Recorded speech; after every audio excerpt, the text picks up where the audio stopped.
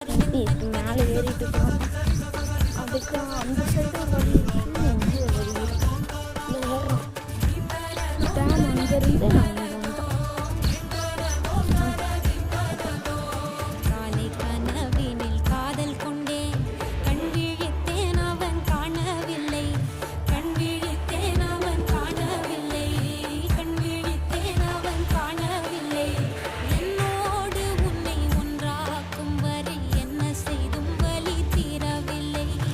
இங்கே வந்தீங்கன்னா மெயின் ப்ராப்ளமே லிஃப்ட் ஒர்க் ஆகாது.